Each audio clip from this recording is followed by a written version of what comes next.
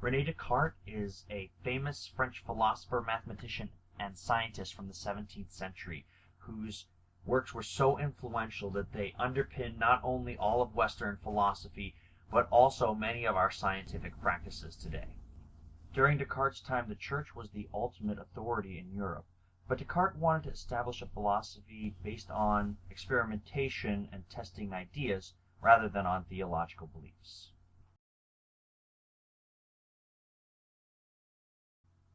One of Descartes' most famous works is called his Meditations on First Philosophy. Today, we're going to be looking at the first meditation, which is a chapter in that work. Okay, if this is your first time being exposed to the philosophy of René Descartes, then be forewarned, you are about to get your mind blown. If you want to understand Descartes' philosophy, you must be willing to let go of everything you have ever believed. If you think you're up to the challenge, then follow me. We're going to take the red pill and see how deep this rabbit hole goes. So the ideas we're about to think about come from Descartes' Meditations on First Philosophy, and we're looking right now at the first chapter of that book, the first meditation, called What Can Be Called Into Doubt.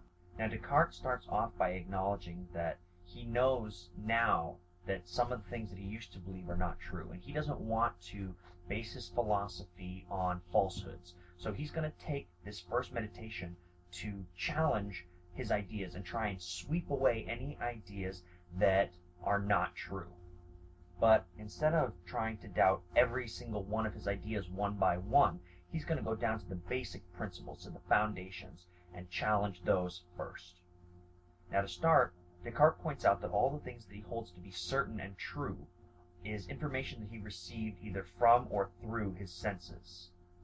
Now, Descartes says to be prudent, we shouldn't put complete confidence in our senses because we've seen that our senses can be deceived. For example, if something's far away and we mistake it for something else and then we get up close and realize, oh, I was wrong. But Descartes points out, for the most part, our senses are pretty reliable, and we are experiencing things through our senses that would be kind of insane to doubt. For example, you know that you're listening to my voice right now. You know that you're watching this animation while you sit in front of your computer. Furthermore, you know you have a body, that your arm is connected to your hand, which is holding the mouse, which is clicking the pointer on your screen. These are things we know for sure. If you were to doubt that, you'd probably be crazy, right? But Descartes has a good point. How do you know you're not dreaming?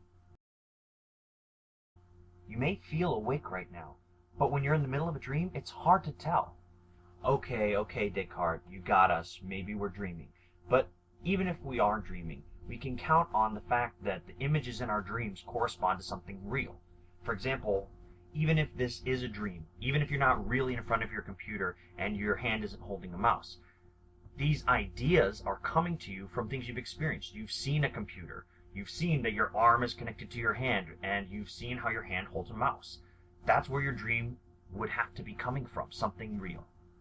Descartes acknowledges this. He uses the example of a painter. A painter can paint anything that he can imagine.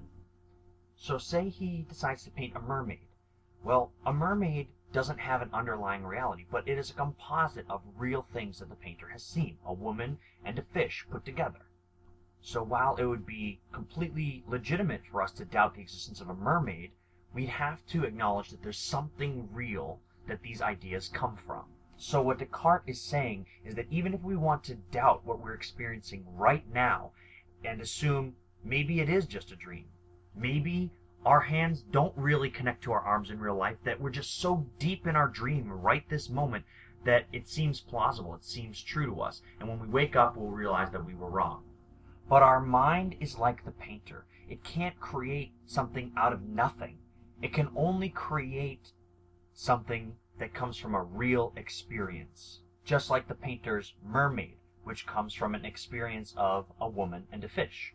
So maybe there are some things in our perception of reality that we take for granted is definitely true, that is really more like a mermaid, or what Descartes would call a composite object. Maybe our minds have told us for this temporary moment that hands are connected to arms, and we believe that to be true, but it's an illusion. But if we can break these ideas down so that they're no longer composite ideas. We can just separate all the different pieces that might be being put together and just look at the most simple fundamental principles. We should be able to find things that we won't doubt.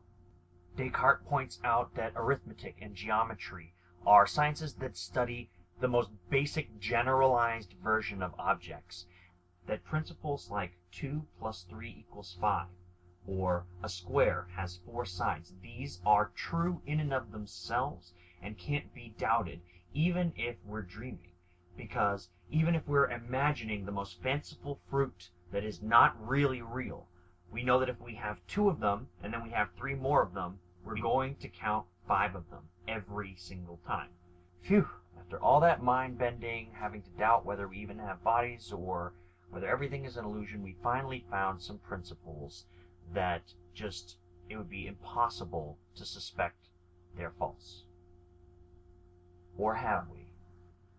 It's at this point that Descartes introduces the notion of God. If God exists and is all-powerful, certainly God is also capable of allowing us to believe that 2 plus 3 equals 5, even if that's not the case. I'm sure you have encountered people in your lifetime who are convinced that they know that they're right about something, but you know that they're wrong. Well, Descartes is being humble here. He's saying, I'm convinced that 2 plus 3 equals 5, but maybe I'm wrong about that. Maybe God has arranged it so that my perceptions don't correspond perfectly with reality. Now hang on.